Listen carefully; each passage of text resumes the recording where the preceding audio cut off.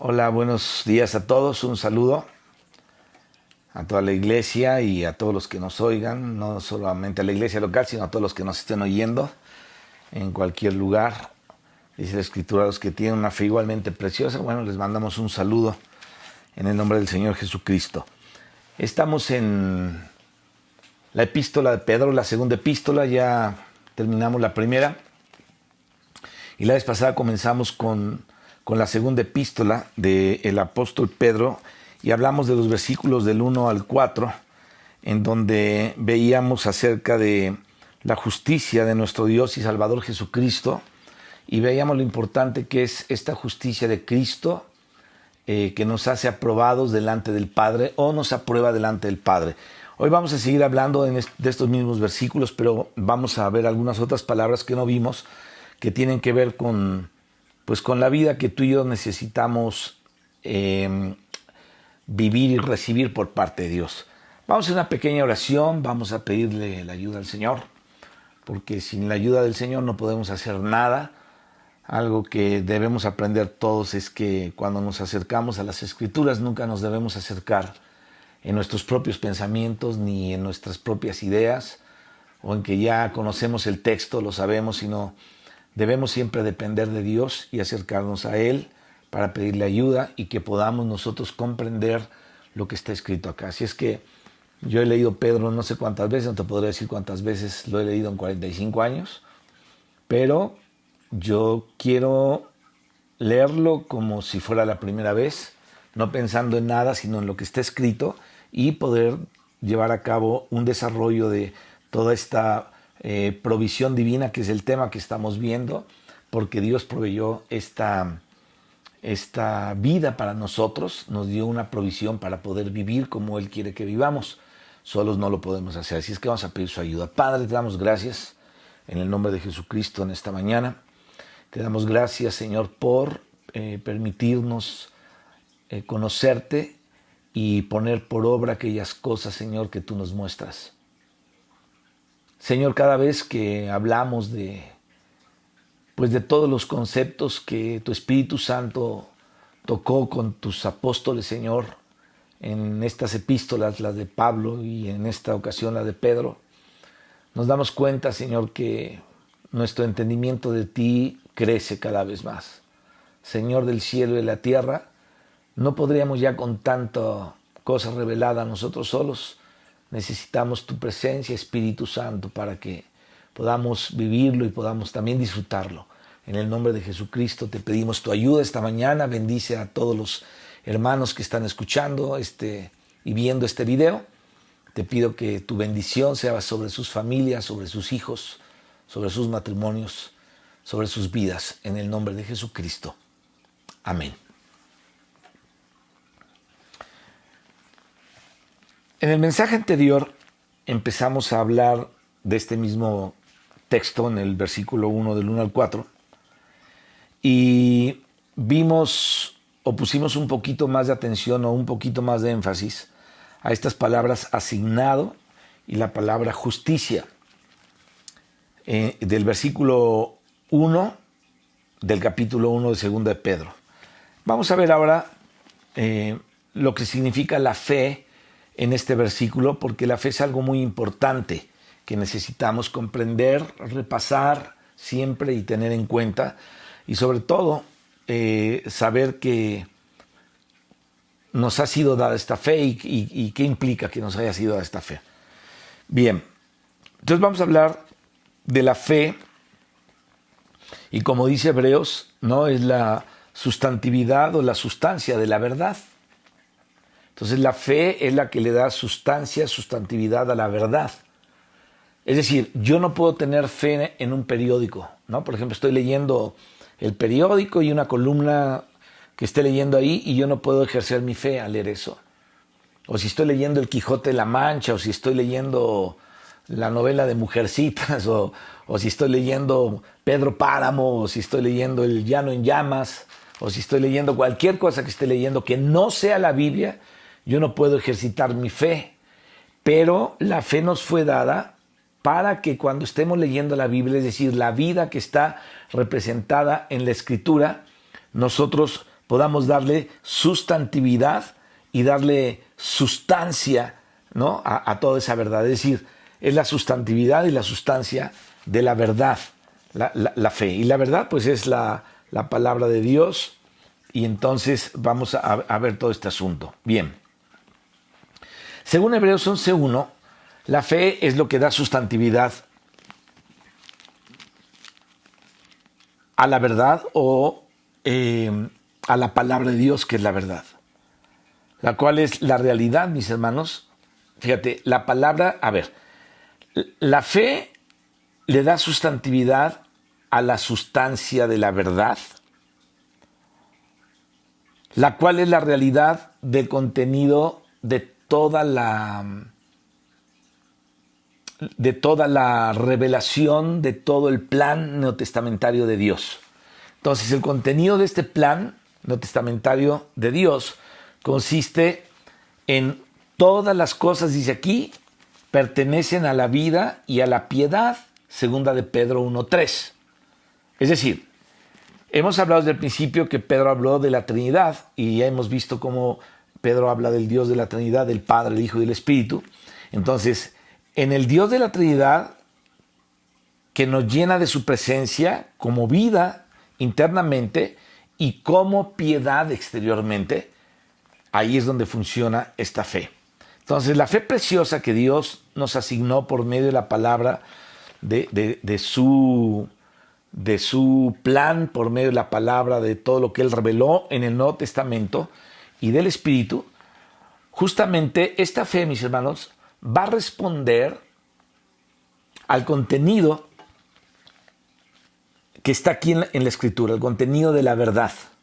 Es lo que te decía hace ratito. O sea, tú puedes leer el periódico y no vas a ejercer fe para leer el periódico, sino tiene que ver con el contenido de la verdad. Y aquí viene lo más interesante, nos conduce a la realidad de la palabra. Fíjate, dice la Escritura, Jesucristo es el camino, la realidad y la vida. Ahora, esta fe nos conduce a la sustancia de la realidad. Conocemos la realidad de una manera interior y la expresamos de una manera exterior. Entonces nos conduce a esta realidad, así que su sustancia llega a ser el elemento mismo de nuestra vida y de nuestra experiencia cristiana. Esta fe, mis hermanos, es asignada como una porción a todos los que creemos en Cristo.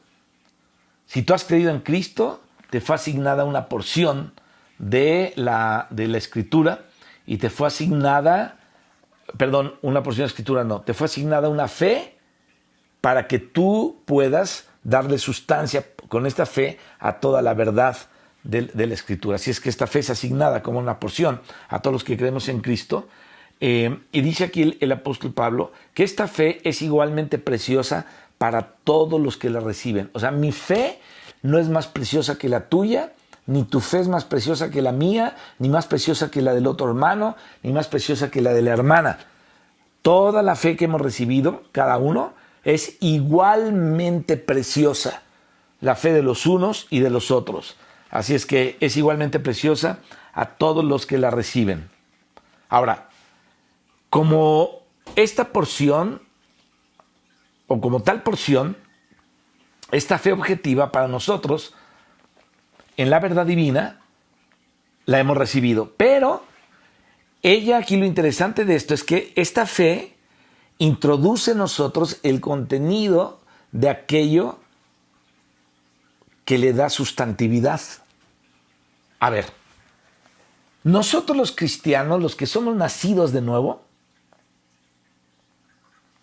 hablamos del nombre de Jesucristo y hablamos de Cristo igual que habla un católico o parecido como hablan, no sé, un sabático o como hablan no sé, como habla alguien que no ha nacido de nuevo, pero que nombra a Jesucristo.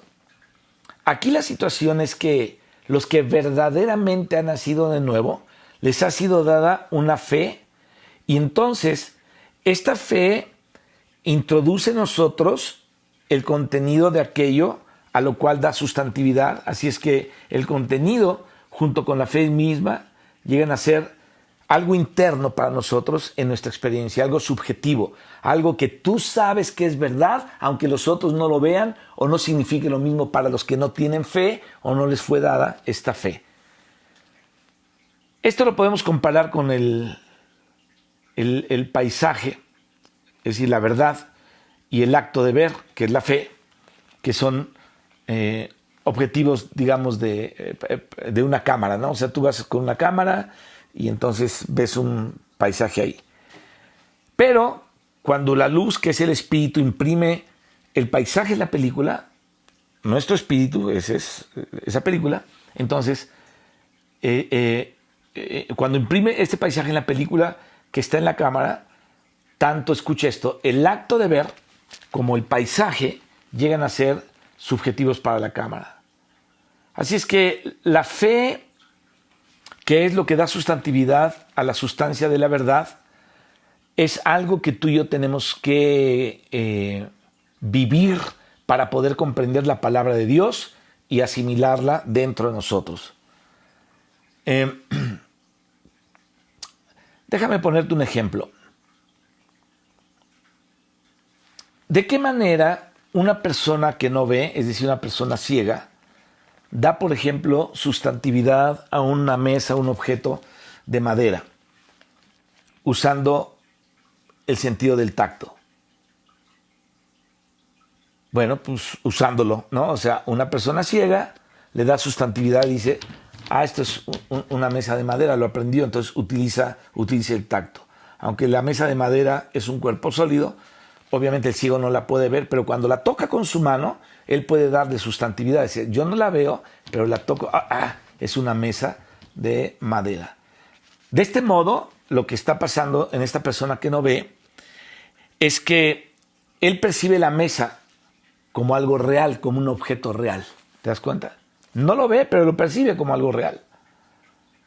Entonces, al tocar le da sustantividad y al darle sustantividad, él percibe que la mesa que está tocando es un objeto real. Este es el ejemplo que nos puede ayudar a entender la manera en que la fe da sustantividad a la sustancia de la verdad. Ahora, la herencia neotestamentaria que Dios nos ha legado contiene muchas riquezas, muchas. Algunas personas piensan que la prédica, o sea, no es la prédica, es lo que tú has tocado con tu fe en la palabra de Dios. O sea, los apóstoles no. A ver, si tú me señalas un texto donde Pedro o Pablo dijo, y voy a predicar, te vas a dar cuenta que eso no existe. ¿De qué hablaban ellos? De una fe que le daba sustantividad a la realidad de Cristo. Déjame ponerte un ejemplo. Vamos a Efesios, ahí al libro, a los Efesios. Fíjate, dice el apóstol Pablo, bendito sea el Dios y Padre de nuestro Señor Jesucristo, que nos bendijo con toda bendición espiritual en lugares celestiales en Cristo. ¿Cómo puedes tú tocar los lugares celestiales en Cristo? No los ves. Tampoco los palpas con el tacto. Entonces la fe le da sustantividad a esto y tú percibes los lugares celestiales porque por medio de la fe tú sabes que eso es real.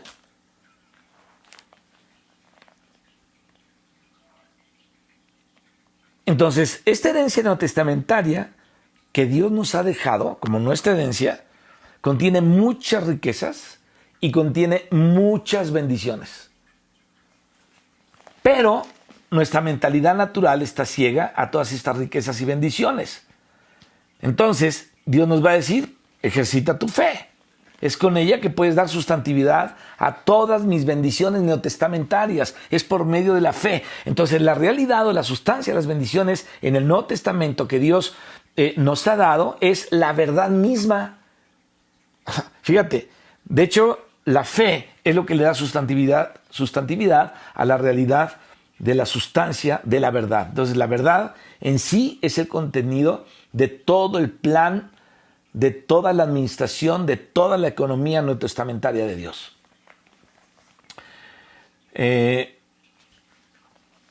Hemos hablado ya en otras ocasiones de esta palabra,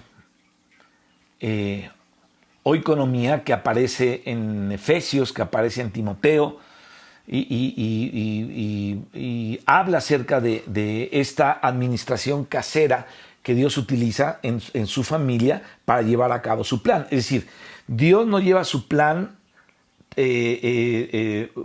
tomando en cuenta para que trabajen para Él los que no le conocen, sino los que le conocen.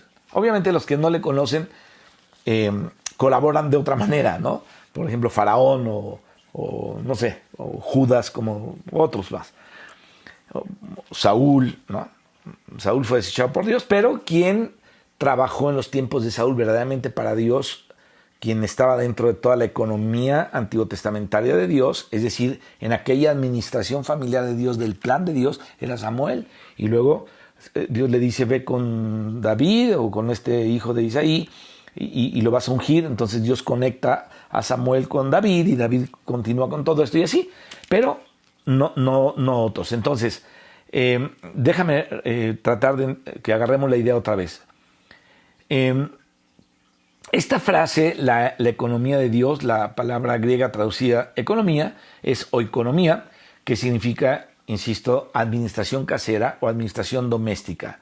Es decir, es un arreglo familiar. Por eso tú y yo hemos sido introducidos a la familia de Dios, se nos dio el poder de ser hechos hijos de Dios y por resultado, esto también es un plan. Entonces, esta economía de Dios, es decir, el plan de Dios, consiste en que Dios nos va a llenar de sí mismo a nosotros.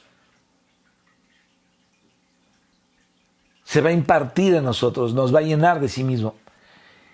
Entonces, la meta de esta administración casera, de esta administración del hogar, neotestamentaria de Dios, es que Dios mismo llena al hombre de lo que Él es. De esto se trata esta economía. Él nos llena de lo que Él es. A mí me da un poco de tristeza de repente oír a los cristianos que hablan de la bondad, de que Dios es muy bueno, es tan bueno, Dios es muy bueno, pero tiene el concepto que tienen los que no conocen a Dios. Hablan de Dios de acuerdo a su entendimiento natural, hablan de Dios como ellos se lo imaginan en su alma, en su mente, pero no con el equilibrio de la Escritura, no con aquella parte de la Escritura en donde verdaderamente conocemos a Dios. Y entonces empezamos a decir que Dios es tan bueno como nosotros creemos que es bueno. Dios es bueno, obviamente, pero no a la manera como nosotros pensamos, porque también Dios tiene otra parte. La otra parte del Señor es que Él es sumamente estricto. Y de repente nosotros pensamos que Dios es tan bueno que acepta cualquier clase de persona, sea una asesina, sea lo que sea, ¿no? Ahora, si la persona obviamente no se arrepiente, pues no es aceptada por Dios. Pero es importante que entendamos esto, ¿no? Que esta economía tiene un contenido. Este contenido posee la realidad, no lo que nos imaginamos, la cual es la verdad revelada aquí en la Biblia.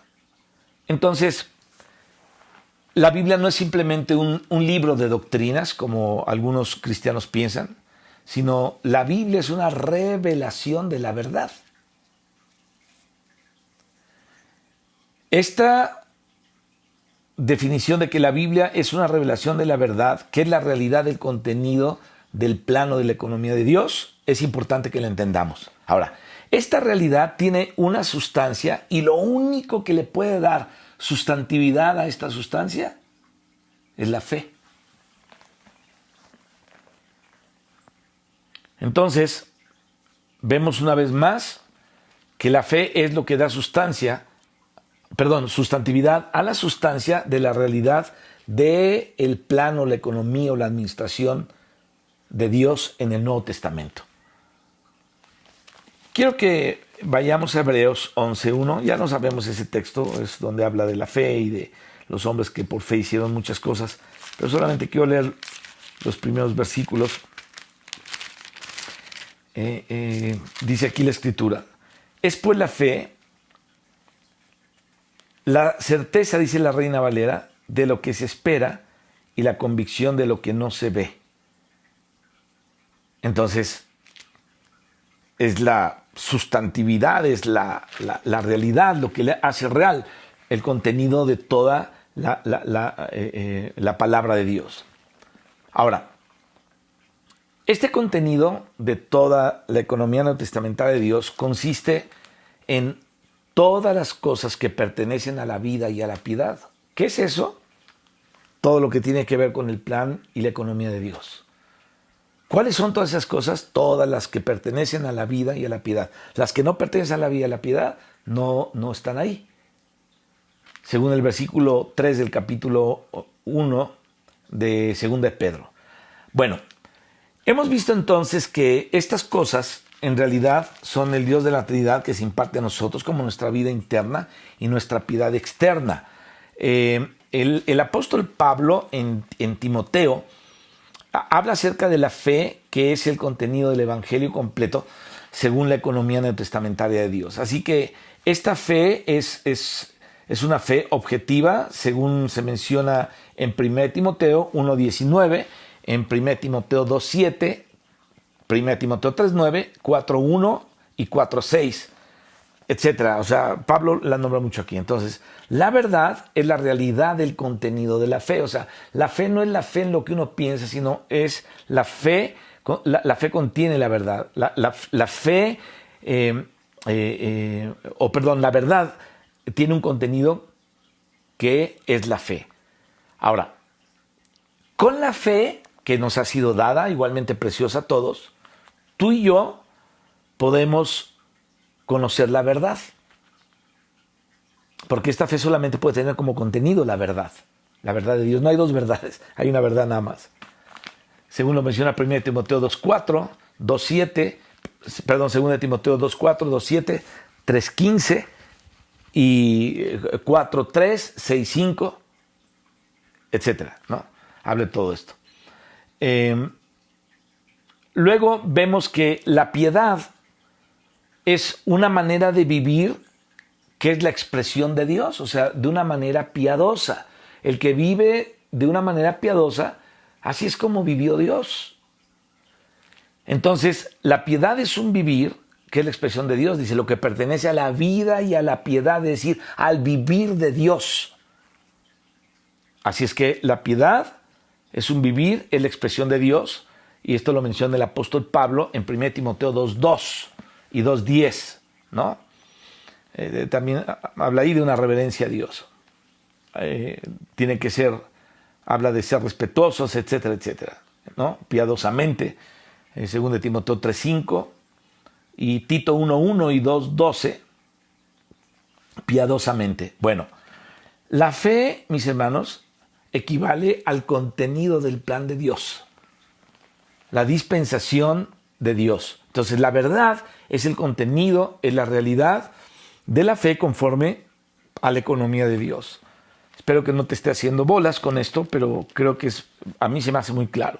La vida eterna, mis hermanos, es el medio, y la vida eterna es la manera de poder llevar a cabo las realidades divinas de la fe, y la piedad es el vivir que expresa esta realidad divina. O sea, la vida de Dios, que es la vida piadosa, la vida de la piedad es la realidad que expresa o expresada por nuestro vivir. Entonces, una expresión de Dios en todas sus riquezas. De eso trata la vida que pertenece a la verdad y a la piedad. Entonces, la fe subjetiva, que es la respuesta a la verdad de la fe objetiva, esta fe recibe las realidades divinas y entonces participa de ellas. ¿No te has dado cuenta que muchos cristianos no pueden recibir la palabra de Dios completa? Les cuesta trabajo. Bueno, ellos recibieron una fe igualmente preciosa, pero hay algo que está estorbando, ¿no? Ahí. La fe preciosa que Dios nos ha asignado por medio de la palabra de la economía neotestamentaria de Dios y del Espíritu responde a la realidad de tal contenido y nos conduce a esa realidad. ¿Cuál es la realidad? Andar en Cristo. ¿Cuál es la realidad? Que tenemos una esperanza de vida eterna. ¿Cuál es la realidad? Que debemos amarnos unos a otros. ¿Cuál es la realidad? Que debemos amarnos con un amor fraternal, no fingido. ¿Cuál es la realidad? Que hemos recibido una herencia que no es de esta tierra. En fin, así es que esta fe hace que la sustancia de la economía llegue a ser el elemento de nuestra vida y nuestras experiencias cristianas. Ahora, esta es la fe que ha sido asignada como porción a todos los creyentes en Cristo. Y esta fe es objetiva para nosotros en la verdad divina, pero nos transmite el contenido a lo cual da sustantividad, ¿no? O sea, volviendo a lo de Efesios, el contenido objetivo está aquí porque lo estás viendo. Dice, nuestras vidas están escondidas con Cristo en lugares celestiales. Pero cuando tú lees eso, la fe adentro, la fe subjetiva, le da sustantividad a esto y lo puedes palpar y lo puedes experimentar. Y tú sabes que realmente tu vida, la vida de la iglesia, está escondida en lugares altos en Cristo Jesús. Ahora, a veces predicamos el evangelio a las personas y ellas no experimentan esto. Mientras predicamos, quizás algunos digan para sus adentros, no estoy de acuerdo con lo que usted dice o con lo que me estás diciendo, ¿no? Otros tal vez nos digan, no me interesa, y otros a lo mejor responden, bueno, este tipo debe estar loco al estarme hablando de estas cosas, ¿no? Y se preguntará, bueno, ¿y de qué habla? Porque no le entiendo nada. Así que no encontramos ninguna respuesta positiva. Pero tarde o temprano, por la misericordia de Dios, la luz divina y lo que se les habló, como tomando la cámara del paisaje divino, van a entrar en algunas personas y entonces esto divino que les planteamos quedará impreso en su espíritu y jamás se va a borrar. Aun si tratáramos de cambiar de parecer, no podríamos borrar lo que el Señor ha dejado impreso en nosotros, en nuestro espíritu. Y esto le pasa a muchas personas, no digo que a todos, pero los que Dios tiene asignados, pues Dios los toca y se les vuelve una realidad todo lo que oyeron. Yo creo que muchos podemos testificar que llegamos a creer, bueno, o algunos podrían testificar que llegaron a creer en el Señor aparentemente sin motivo alguno, ¿no? Algunos. ¿Cuándo? Cuando escucharon la predicación del Evangelio, algo hizo clic allá dentro de nosotros y espontáneamente creímos o creyeron en el Señor, y es posible que anteriormente disputábamos acerca de Cristo de Dios, nos molestábamos, pero de repente eso prendió, ¿no? En mi caso hubo unos amigos que estuvieron orando por mí un año, porque la primera vez que me predicaban yo me morí de la risa de lo que me estaban diciendo, decían ser ridículo, ¿no? Tenía yo 18 años, pero ese año que pasé fue algo terrible. Y a los 19 años Dios tuvo misericordia y me hizo clic por la gracia y la misericordia de Dios. Y entonces empecé a ver que todo eso era verdad y la fe que me fue dada ahí le dio sustancia al sacrificio de Cristo, al perdón de los pecados, al derramamiento de la sangre, a la resurrección del Señor y tantas cosas tan increíbles. Así es que es importante que entendamos esto. Ahora, esta fe es la verdadera porción que Dios nos ha asignado. Es la realidad de la economía neotestamentaria, mis hermanos, que nos fue asignada como lo veíamos la vez pasada, en la esfera de la justicia de Dios y mediante ella, la justicia que es también la justicia de nuestro Salvador Jesucristo, de nuestro Dios y Salvador Jesucristo, ¿no? Esta justicia doble, la de Dios y la de Cristo, es la esfera en la cual y el medio por el cual se nos ha asignado una porción neotestamentaria a cada uno de nosotros. En el versículo 2, el apóstol Pedro escribe, gracia y paz os sean multiplicadas. Te voy a hablar aquí un poquito de la multiplicación de la gracia y de la paz, porque esto es lo que dice aquí el apóstol Pedro. Gracia y paz sean multiplicadas en el pleno conocimiento de Dios y de Jesús nuestro Señor. ¿Cómo vinieron la gracia y la paz a nosotros? Mediante la fe que nos fue asignada. Mediante la fe que Dios nos asignó. Esta fe es la sustantividad a la bendición de vida del Nuevo Testamento. Entonces, esta fe nos fue infundida. ¿Cómo? Dice aquí, por medio de la palabra de Dios, dice la Escritura, la cual nos transmite el verdadero conocimiento de Dios y de Jesucristo nuestro Señor. Ahora, en la esfera del pleno conocimiento de Dios y de Jesús nuestro Señor, y por medio de ese conocimiento, el cual crece y aumenta cada vez más, nos van a ser multiplicadas la gracia y la paz que hemos recibido. O sea, multiplicados todavía. Este pleno conocimiento del Dios triuno nos capacita para participar y disfrutar de su vida y su naturaleza divinas. Este conocimiento, mis hermanos, está en contraste con un conocimiento que te mata, el conocimiento de la lógica o tal vez de la filosofía humana, la cual había invadido a la iglesia en su apostasía. Acuérdate que la iglesia primitiva fue llena de todo esto que era más mundano que nada, y el diablo se encargó de meter gente que hablara cosas que llevaban apariencias de piedad como si fuera de Dios, pero el trasfondo era otro, ¿no? Por eso es que ahora hay muchos que usan la piedad como fuente de ganancia. Hay muchos que utilizan la piedad para autoproclamarse o exaltarse ellos solos. Este fue el principio del pecado de Satanás, ¿no? El querer ser tomado en cuenta de una manera que no le correspondía a él. Él se quiso hacer como Dios, pero él no es Dios, ni jamás llegará a ser como Dios. Que le quede bien claro, jamás. Su tiempo está contado, ya fue juzgado. Cristo le venció en la cruz, en la resurrección, y viene una expectativa de juicio eterno en el infierno para él y todos sus seguidores. Eso dice la Escritura. Aleluya, yo digo aleluya a esto. Ahora fíjate acá, en esto, lo que dice aquí el apóstol Pedro. Me quedé aquí en lo de... Dice acá.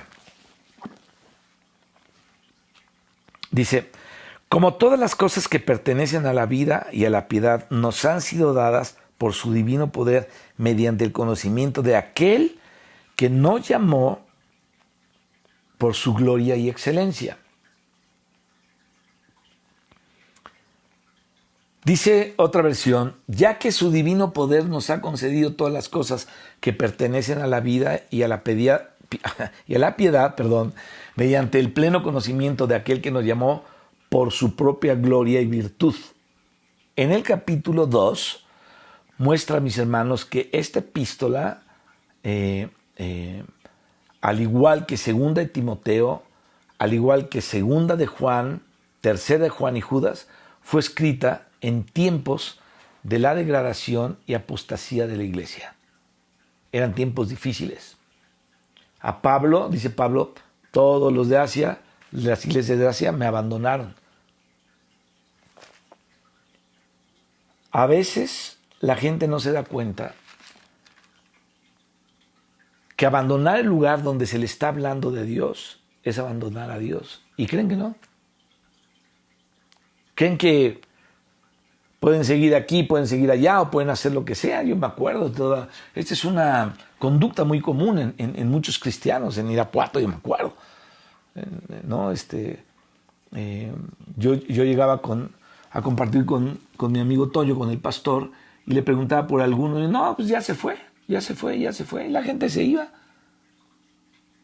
Porque ellos pensaban que Dios les había llamado a otra cosa y nunca permanecieron. Muchos de ellos no permanecieron en el lugar donde tenían que permanecer, pensando que Dios también, ellos podían esto y ellos aquello, ¿no? Eso es algo muy común en muchos cristianos y se da cada rato. De esto está ahí en el cristianismo desde que yo me acuerdo.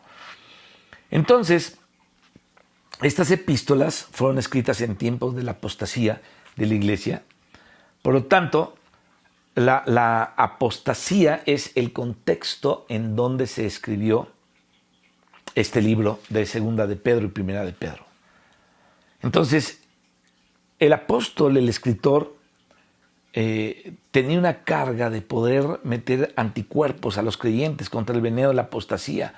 La obra salvadora de Dios consiste en que Él mismo en su Trinidad se imparte en los creyentes para hacer la vida de ellos y para hacer también la provisión de vida de ellos. Y en esto consiste justamente el plan de Dios, la administración de Dios o la economía de Dios. La apostasía distrajo a los creyentes, separándolos de la economía de Dios, separándolos del plan de Dios y llevándolos a lógicas humanas de mucha confusión. Esto es lo que pasaba en esos tiempos. Esta lógica, en lugar de llevarlos a participar del árbol de la vida, el cual da vida, o sea, Jesucristo es el árbol de la vida, que nos da vida, más bien los llevó a participar del árbol del conocimiento, el cual produce muerte. Esto lo vemos desde el libro de Génesis, ¿no? Un árbol producía muerte, el árbol del conocimiento del bien y el mal, y el árbol de la vida obviamente producía vida. Génesis 2:9 y Génesis 16:17. Entonces fue así como la serpiente engañó y sedujo a Eva, según el capítulo 3, los primeros 6 versículos del libro de Génesis, a fin de tomar medidas contra este veneno, contra esta situación mortal que te mata el espíritu. Pedro en su epístola, es una epístola sanadora, una epístola que traía una sanidad, ¿no? Primero, recetó el poder divino como el antídoto más fuerte y eficaz. Este antídoto les provee a los cristianos todas las cosas relacionadas con la vida divina que engendra e imparte el suministro, no el conocimiento, porque el conocimiento mata, y con la piedad que expresa Dios. Es decir, esto viene de Dios. No es la demostración de humana sabiduría, como dice el apóstol Pablo. Esta rica provisión divina, mis hermanos, de la cual habla detalladamente en los versículos siguientes el apóstol Pedro, porque Pablo habló del otro, en el capítulo 1, versículo 13 al 11, es más que suficiente para darle a los creyentes la capacidad de llevar una vida cristiana como debe de ser delante de Dios y poder vencer en tiempos de la apostasía satánica. Obviamente toda apostasía al evangelio no viene de Dios, es satánico. En el versículo 3, esta palabra divino denota la divinidad eterna, ¿no? Aquí está, creo que lo podemos ver. Es decir, una divinidad ilimitada y todopoderosa de Dios. Por tanto, el poder divino es el poder de la vida divina, la cual está relacionada con la naturaleza divina, con la naturaleza de Dios. Entonces aquí la palabra concedido significa impartido, infundido, significa plantado, y todas las cosas que pertenecen a la vida y a la piedad nos fueron impartidas, nos fueron infundidas por el Espíritu del que habla Pablo en 1 Corintios 15:45, el Espíritu vivificante, quien nos regeneró y quien mora en nosotros. También lo puedes ver en 2 Corintios. Vamos a leer 2 Corintios 3:6. Vamos ahí a la escritura rápidamente. En 2 Corintios 3, versículo 6. El cual asimismo nos hizo ministros competentes de un nuevo pacto, no de la letra, sino del Espíritu, porque la letra mata, más el Espíritu vivifica. Oh, mis hermanos, debemos orar que Dios nos vivifique. Que Dios vivifique nuestra vida, nuestro espíritu, nuestra alma también, sometida al Espíritu. Todas las cosas que pertenecen a la vida y a la piedad componen los diversos aspectos de la vida divina y están tipificados por las riquezas del fruto de la buena tierra en el Antiguo Testamento. Estas cosas son aquello a lo cual da sustantividad la fe que Dios nos asignó como porción para que fuera nuestra herencia. Aleluya, gracias a Dios por la fe. El autor de la fe es Jesucristo. Él es nuestra fe. Estamos creyendo no en nuestra fe propia, sino en Cristo, que es nuestra fe. En Él estamos creyendo. Te lo voy a poner de esta manera. ¿Sabes por qué crees? Porque el Cristo que está dentro de ti cree. Él es la fe. Cuando Él estuvo aquí en la tierra, me llama la atención que Él creía en los escritos de Daniel. Y Él, cuando está hablando del final de los tiempos ahí en Mateo 24, Él habla de lo que habló el profeta Daniel. Y habló de lo que hablaron los profetas. Entonces Cristo tenía fe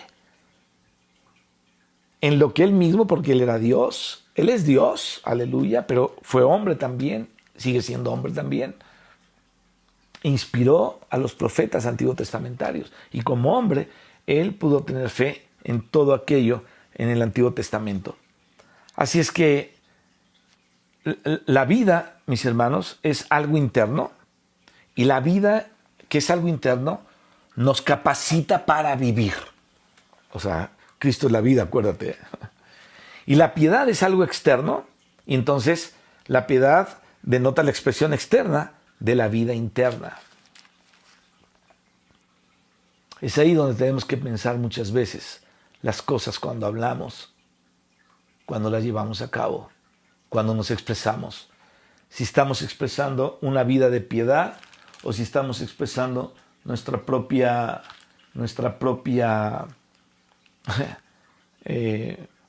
elocuencia humana, ¿no? Entonces la vida, mis hermanos, es la energía interna, la fortaleza interna que produce la piedad externa. Esto lo tenemos que entender. Y eso conduce a la gloria y también redunda en gloria. Aquí en el versículo 3 de segunda de Pedro, capítulo 1, versículo 3, hay una palabra también muy significativa.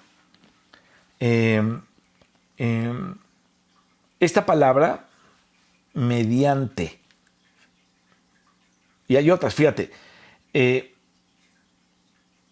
se puede traducir esta palabra ya que o según. Esta palabra nos da a entender que la gracia y la paz nos van a ser multiplicadas y nos serán multiplicadas en el pleno conocimiento de Dios y de Jesús nuestro Señor. O sea, no se trata de prédicas padres, ¿no? Se trata de conocer a Jesucristo plenamente. Plenamente. Y según lo enseña la Escritura. Según nos sean impartidas todas las cosas que pertenecen a la vida y a la piedad por medio del poder divino. Bueno, la gracia y la paz, dice aquí la Escritura, nos son multiplicados según lo que nos imparte el poder divino. Entonces, aparte de la impartición efectuada mediante el poder divino, mis hermanos, no sería posible que nos fueran multiplicadas la gracia y la paz. Esas solamente nos son multiplicadas mediante el poder divino.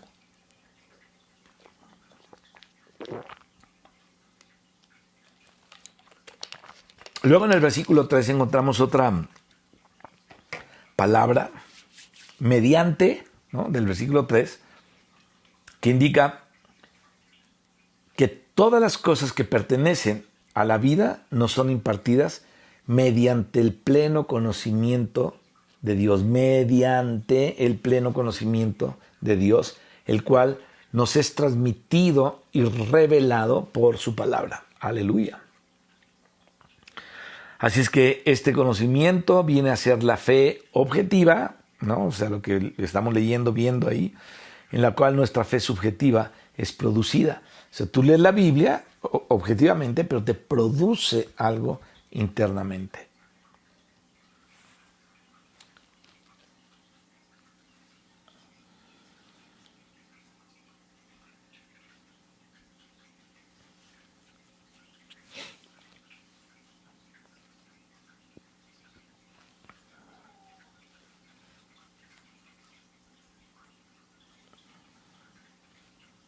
Dice, con todas las cosas que pertenecen a la vida y la piedad nos han sido dadas, como todas las cosas por el poder divino, mediante el conocimiento de aquel.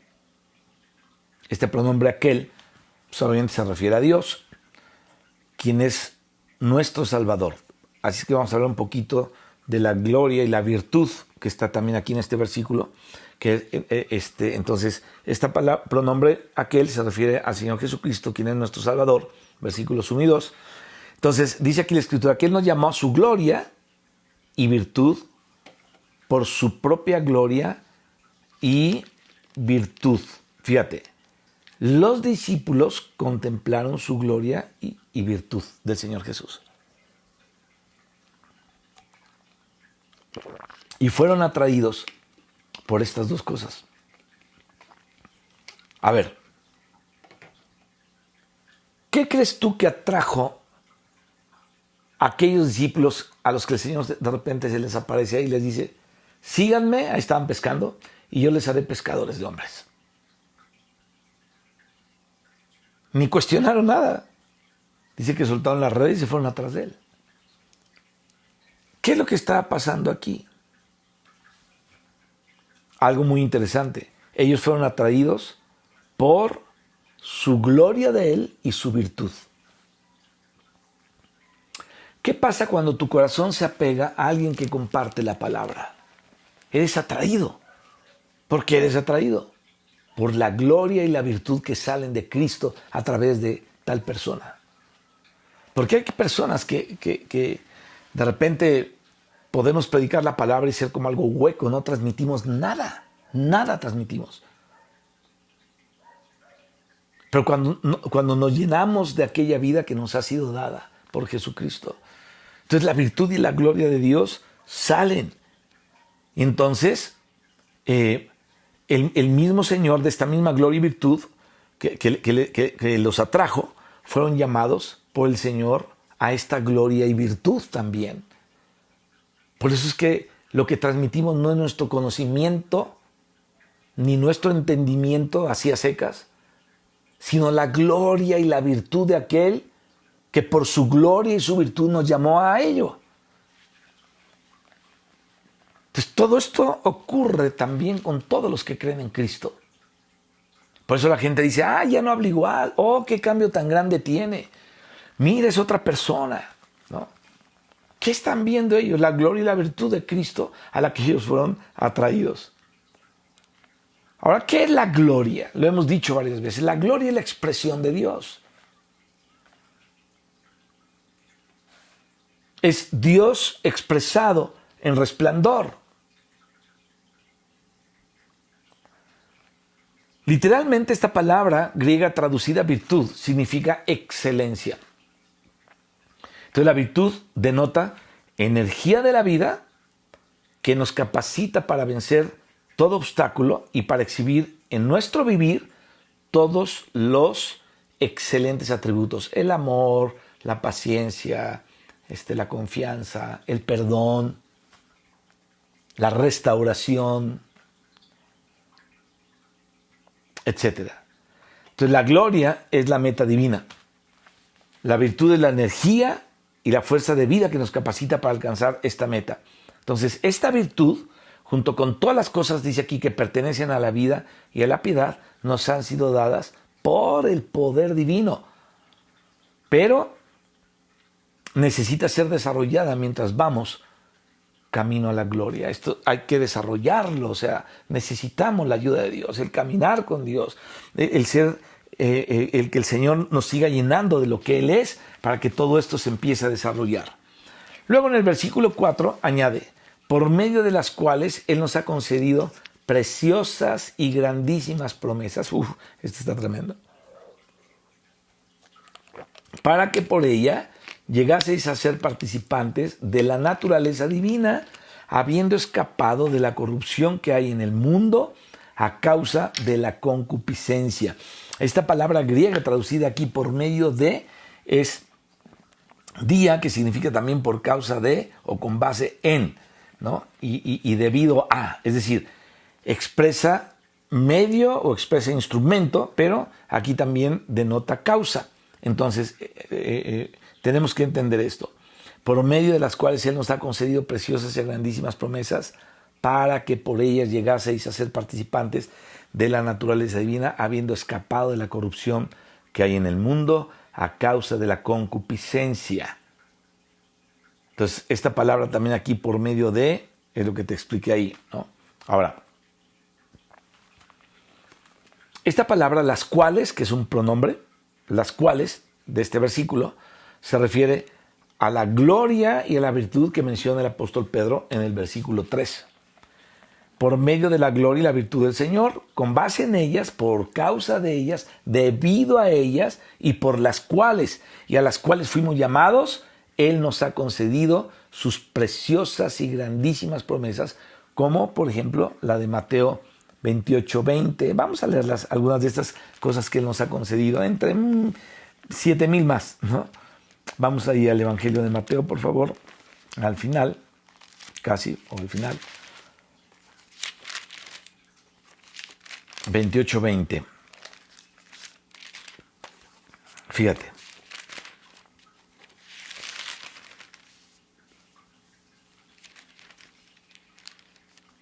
Dice, enseñándoles que guarden todas las cosas que os he mandado, y aquí yo estoy con vosotros todos los días hasta el fin del mundo. Ahora, ¿quién era trabajando en aquellos que se les enseñaba a guardar todas aquellas cosas que el Señor les había dado? Bueno, era Cristo en ellos. Y podemos citar Juan 6:57, Juan 7:38 y 39, y otros más que ahí os dejo de tarea que los busquen. Entonces, fíjate, Dios nos llamó a su propia gloria y virtud. Dice aquí el Evangelio, enseñarles que guarden todas las cosas que les he mandado.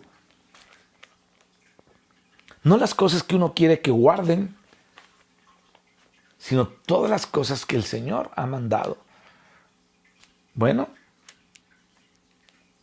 aquí vemos que Dios nos llamó a su propia gloria y virtud, y fue debido a esta gloria y a esta virtud de Dios que se nos concedieron las promesas.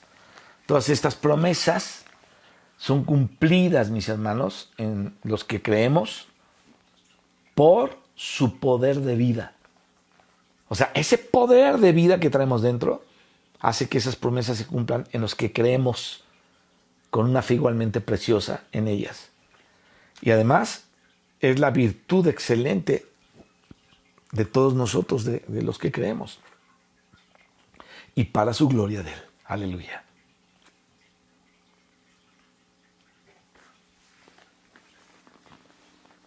Bien. Dijimos que Dios nos llamó a su gloria y virtud.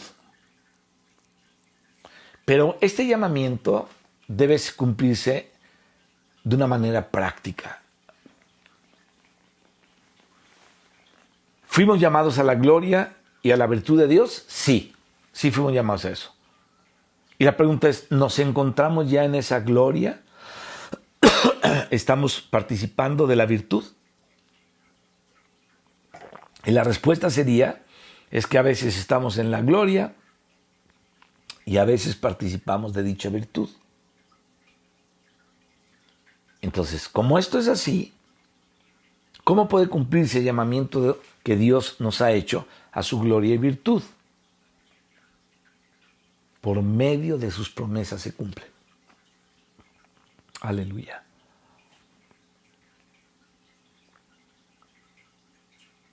Hablemos de esta parte impresionante que Dios nos hizo por medio de todo esto, participantes de la naturaleza divina.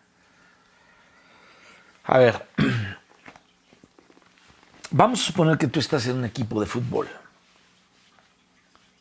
y alguien le dice al entrenador, oye, pues quiero meter a mi primo, que eres tú, al equipo de fútbol.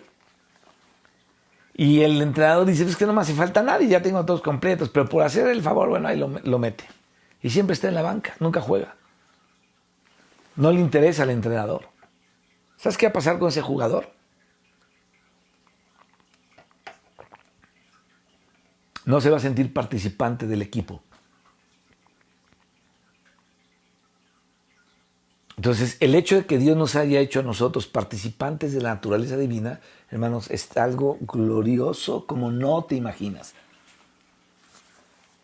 Estamos participando de la naturaleza divina. Estamos participando de lo que concierne a Dios, al Dios de la gloria, al Dios de la virtud. Entonces, por medio de preciosas y grandísimas promesas, nosotros los creyentes en Cristo, quien es nuestro Dios y Salvador, estamos hablando de todos estos versículos de 2 de Pedro 3 y en adelante, ¿no? Hemos llegado a ser participantes de su naturaleza divina en una unión de vida con Él, no religiosa, en una unión de vida con Él, a la cual, mis hermanos, hemos entrado mediante la fe y el bautismo. Te dejo de tarea leer Juan 3:15 y Gálatas 3:27. Entonces, la virtud, como te lo decía hace ratito, la energía de la vida, esa es la virtud. La virtud de esta naturaleza divina nos introduce en la gloria de Dios. Esta es piedad que llega a ser la expresión plena del Dios de la Trinidad. Esta es la piedad. Entonces, basándonos en la gloria y la virtud a las cuales Dios nos llamó, Él nos da promesas. Aleluya. Y además, mediante este procedimiento, mediante este proceso, Dios nos ha concedido promesas. Es decir, Él nos promete que se hará responsable, aleluya, a llevarnos a esta gloria y virtud. Necesitamos orar y ser llevados por medio de las promesas a esta gloria y virtud. Lo dijimos hace rato, la gloria como expresión es la meta y la virtud, te lo vuelvo a repetir, es la energía de la vida. ¿Qué es la virtud? Bueno, consiste en los excelentes atributos de Dios que llegan a ser en nosotros la energía de la vida.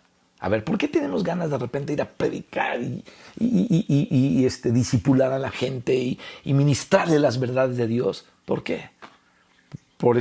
Justamente por esta causa.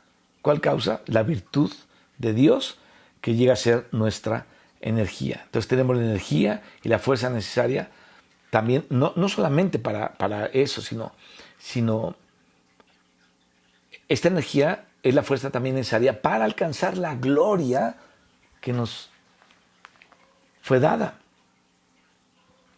Entonces, mediante las promesas obtenemos la energía necesaria para expresar su gloria, y una de estas promesas está en 2 Corintios 12:9, donde el Señor dice aquí, bástate mi gracia. Esta promesa es grande y esta promesa es preciosa. La gracia de Dios. ¿Sabes qué, mis hermanos? Nosotros somos muy débiles, por lo menos yo, a lo mejor tú eres Superman, pero yo no. Un problema en mi rodilla me tumbó, es que ya se me mojó mi Biblia, un problema en mi rodilla me tumbó 2 meses, porque ya llevo 2 meses.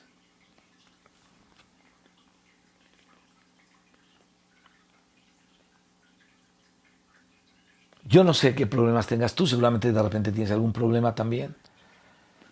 Pero si no tuvieras la energía necesaria para, aún en medio de eso, continuar hacia la meta de Dios, no lo podríamos hacer. Así es que participar de la naturaleza divina equivale a disfrutar todo lo que Dios es. Entonces podemos disfrutar lo que Dios es.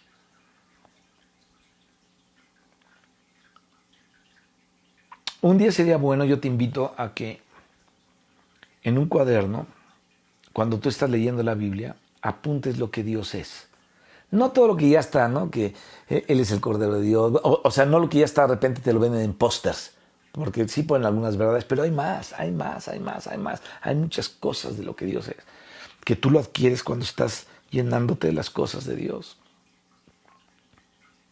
Tú estás leyendo el Antiguo Testamento y ves lo estricto que es Dios de repente y lo misericordioso que es de repente más adelante. Lo glorioso que es, lo poderoso que es. Y cómo Dios exalta a los humildes y humilla a los orgullosos. Y vas viendo un montón de cosas de Dios. Cómo Dios transmite su verdad y su vida a los que le hacen caso. Entonces empiezas a aprender, te estoy hablando del Antiguo Testamento, muchos principios y muchas cosas que vienen a ser la realidad en el Nuevo Testamento. Y cuando ves a Jesucristo dices, este es Dios, aleluya. Jesucristo es el Dios que estaba también en el Antiguo Testamento, que no hay otro Dios. Y empiezas a sacar todo lo nuevo de la nueva era, toda la realidad que se está expresando, que es la realidad del Antiguo Testamento expresada en el Nuevo, y empieza a ver todas las cosas que es Jesucristo. Ya se había hablado de él como Emmanuel, de la tierra de Emmanuel en los profetas. Pero cuando tú ves a Jesucristo, ya estás viendo a Emmanuel, o sea, estás viéndolo a él ya llegando, Emmanuel llegando, con nosotros, Dios con nosotros, ¿no? Entonces, cuando dice aquí Pedro que todo esto es para participar de la naturaleza divina, es que tú estás disfrutando a Dios. Fíjate, ahorita tú y yo estamos en Dios, que es Emmanuel, Dios con nosotros. Por eso me choca que la gente le ponga Emmanuel a sus hijos, pero está bien. Yo me llamo Manuel, que de ahí viene, ¿no? Mi abuelo se llamaba Melquiades y viene de Melquisedec, fíjate. Entonces, estos nombres así tan importantes de Jesucristo que nos hablan de quién es Dios y que le podemos disfrutar, yo puedo disfrutar a Dios como Dios con nosotros, como Emmanuel. Y le puedes disfrutar, según el Evangelio de Mateo, como el Dios de Abraham y el Dios de Isaac. Entonces tú te vas a ver la historia de Salomón, y te vas a ver la historia de Isaac, y luego ves a Cristo, que es la realidad, es el verdadero Isaac, el verdadero Salomón, el Dios de paz, el hijo de la promesa, como Isaac. Y lo disfrutas al hijo de la promesa, lo entiendes y la fe le da sustantividad a esa verdad y entonces lo disfrutas. Entonces, participar de naturaleza divina equivale a disfrutar a lo que Dios es, a fin de que podamos disfrutar todo lo que Él es. Dios hará muchas cosas a nuestro favor conforme a sus promesas. Entonces decimos, Dios es fiel, Dios es santo. Y cuando te disciplina, tú puedes decir, Dios es temible. Y podemos decir, qué bendición estar en manos de Dios. Y en otro momento podemos decir, dura cosa es caer en manos del Dios vivo. ¿Por qué? Porque estamos participando de su naturaleza divina.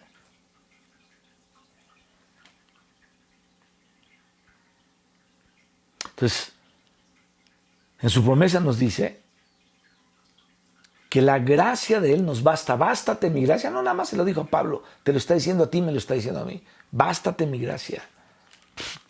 ¿Qué más queremos? Esta preciosa gracia de Dios, la cual nos basta, va a operar dentro de nosotros día tras día con un fin o con una finalidad. ¿Cuál fin o cuál finalidad es por la que opera esta gracia de Dios dentro de nosotros? Que podamos disfrutar la naturaleza divina. Pablo no se salvó de la boca del león, como él lo dice en el libro de los Hechos, sino que fue el Señor el que lo salvó de la boca del león. Entonces él conoció a Dios como el que lo estaba sacando de una circunstancia difícil, porque él estuvo a punto de perder la vida en varias ocasiones. ¿Quién nos salva a nosotros de cosas todos los días? Es nuestro Dios. Entonces le conocemos a Él de esta manera. Y luego aquí al final del versículo 4, Pedro dice, habiendo escapado de la corrupción del mundo que hay en el mundo a causa de la concupiscencia. Fíjate, en su primera epístola, el apóstol Pedro le dice a los creyentes que Cristo los había redimido de su vana manera de vivir. Capítulo 1, versículo 8, 18 y 19 de Primera de Pedro. Habiendo sido rescatados de la vana manera de vivir. Y que por esa razón, en el capítulo 2:11 dice, por esa razón, porque han sido rescatados de la vana manera de vivir, deben abstenerse de los deseos carnales. y no vivir el tiempo que resta en la carne en las concupiscencias de los hombres, dice capítulo 4 de 1 Pedro, versículo 2. Ahora, en su segunda epístola, les revela la energía, el apóstol Pedro, o el Espíritu mediante Pedro, revela la energía y la fortaleza a los creyentes que los capacita para escapar de la corrupción de la concupiscencia. Así como el resultado de este escape, ¿no? O sea, escapamos y el resultado de este escape es que fuimos librados. Bueno, el Señor nos da la fuerza que nos capacita para irnos de ahí. Entonces, nos damos cuenta aquí algo interesante. La energía y la virtud, insisto, de la vida divina, y el resultado consiste en que los creyentes participan de la naturaleza divina de Dios y disfrutan de todas las riquezas del Dios de la Trinidad. Y al participar nosotros de esta naturaleza divina y al disfrutar de todo lo que Dios es y al disfrutar de todas las riquezas de la naturaleza divina, como dice aquí el apóstol Pedro, entonces los creyentes, todos los hijos de Dios, serán totalmente desarrollados en la vida de Dios, porque la vida de Dios se está desarrollando adentro de ellos, como lo describe los versículos del 5 al 7 aquí de segunda de Pedro. Fíjate qué interesante. Vamos a leerlos aquí.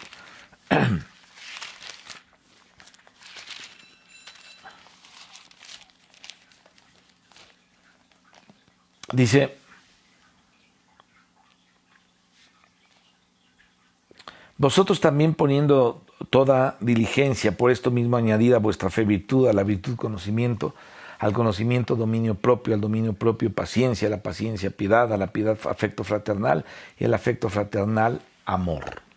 Entonces, se va desarrollando todo esto, se van añadiendo cosas, y esto está escrito aquí en los versículos 5 al 7. Bueno, al escapar tú y yo, o al escapar los cristianos, o al escapar nosotros de la corrupción que hay en el mundo a causa de la concupiscencia, es decir, al deshacernos de aquello que impide que la vida divina crezca en nosotros, somos librados para ser participantes, dice aquí, de la naturaleza divina. ¿Para qué? Para disfrutar al máximo las riquezas de Dios, al desarrollarse esta vida por la virtud de Dios que nos lleva a su gloria.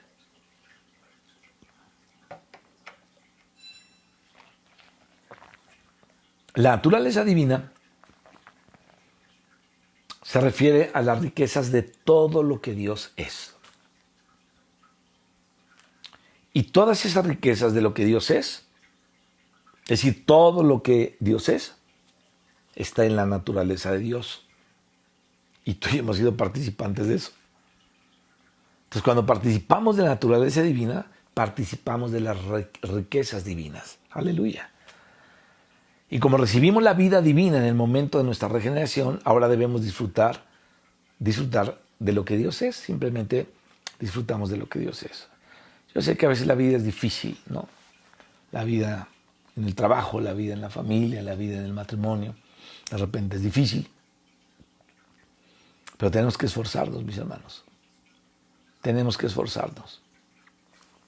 Yo lamento mucho que algunos cónyuges no quieran colaborar en las cosas de Dios, sino que ponen sus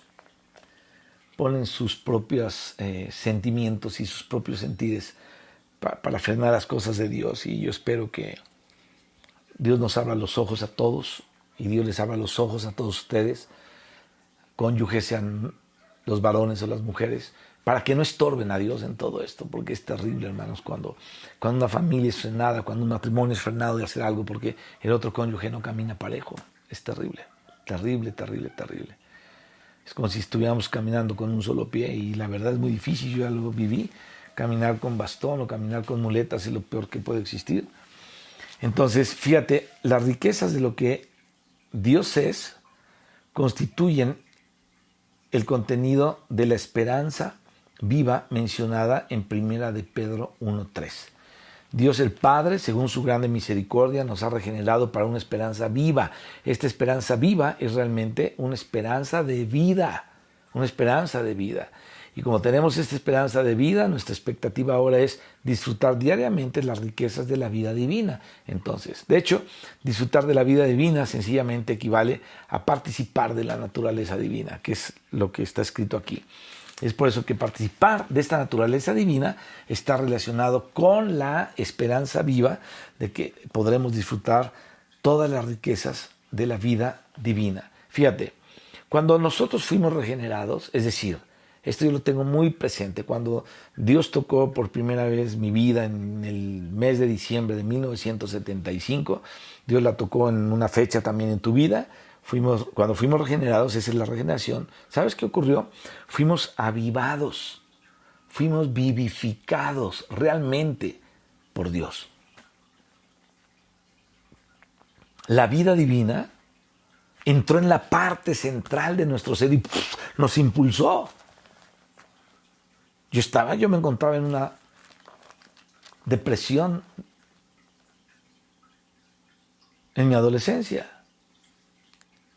Y cuando la vida divina tocó el centro de mi ser, fui avivado, vivificado, y esa es la regeneración. Y desde entonces, mis hermanos, desde entonces, hemos tenido una esperanza viva. Todos los días. Hay una esperanza viva. Por eso vamos a las Escrituras, por eso oramos. Qué tremendo. Esta esperanza preciosa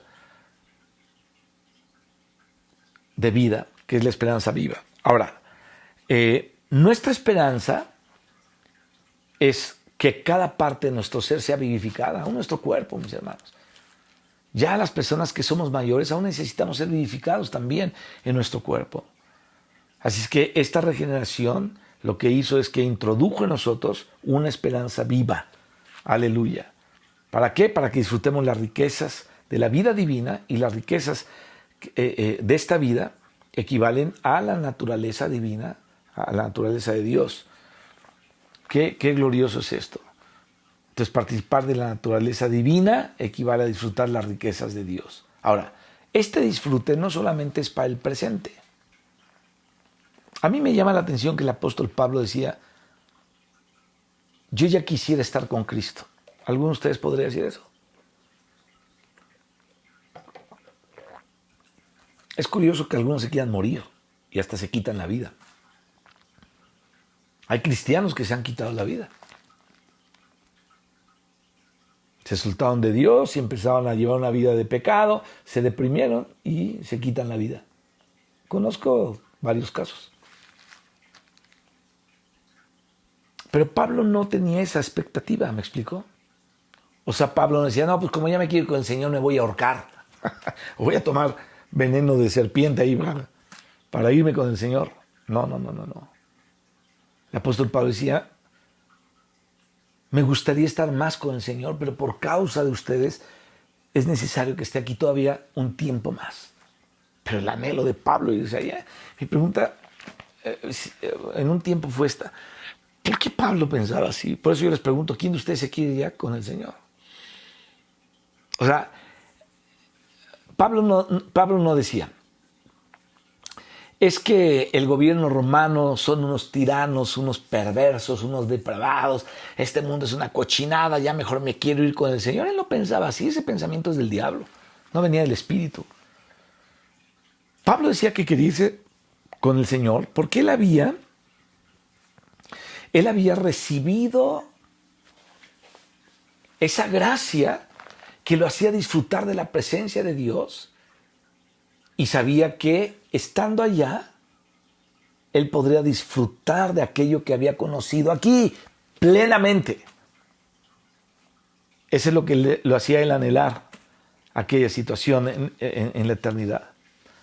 Pero esa es una realidad, que por toda la eternidad seguiremos participando de la naturaleza divina, mis hermanos. Por toda la eternidad. ¿Dónde está representado esto? Ahí en Génesis, en el árbol de la vida y el río de agua de vida que están mencionados en Apocalipsis 22, 1 y 2, ¿no? Desde el trono de Dios y del Cordero fluye ahí un río de vida. Bueno, ¿qué representa esto? Al Dios que fluye para hacer el disfrute de sus redimidos. este precioso Espíritu de Dios que está fluyendo desde el mismo trono de Dios para hacer nuestro gozo y nuestro disfrute. Ese río que fluye, mis hermanos, saturará toda la ciudad de la Nueva Jerusalén. Y además, el árbol de la vida que crece a lo largo de ese río, por un lado y por el otro, suministrará a los redimidos el propio Dios como su provisión de vida. Es decir, cuando coman de esas hojas, será Dios mismo siendo Dios comido por los que estemos ahí. Este es un cuadro de lo que significa participar de la naturaleza divina. Vamos a dejarle ahí y vamos a quedarnos con esto. La siguiente ocasión vamos a seguir hablando de todo esto. Vamos a tocar la provisión divina y vamos a seguir hablando de la fe, cómo es que la fe es nuestra porción de la herencia no testamentaria. Pero esto lo vamos a dejar para la siguiente vez. Vamos a darle gracias a Dios por esta preciosa revelación en su palabra de lo que el apóstol Pedro nos dice por el Espíritu aquí con respecto a la esperanza de vida que tenemos, a la fe que nos ha sido dada, a la gracia que hemos recibido. Padre, te damos gracias en el nombre de Jesucristo por tu palabra preciosa. Te damos gracias, Señor, por todo lo que implica haber creído en ti y haber sido regenerados y vitalizados, Señor, con tu preciosa gracia, con tu preciosa virtud, con tu gloria misma a la cual nos llamaste. Padre, te pedimos que podamos disfrutar de tu presencia en los años que tú nos vas a dejar aquí, los que tú tengas para tenernos aquí, que podamos disfrutar, Señor, de tu presencia y que podamos darnos cuenta, Señor, que lo que experimentemos aquí lo vamos a experimentar allá en tu presencia, Señor, de una manera libre y multiplicada. Gracias, Padre, en el nombre de Jesús. Bendice a cada familia, a cada persona que está oyendo esto y a sus familias. En el nombre de Jesucristo te damos las gracias, Señor, por tu provisión de vida a través de tu palabra. Amén. Amén. Nos vemos la próxima. Dios les bendiga.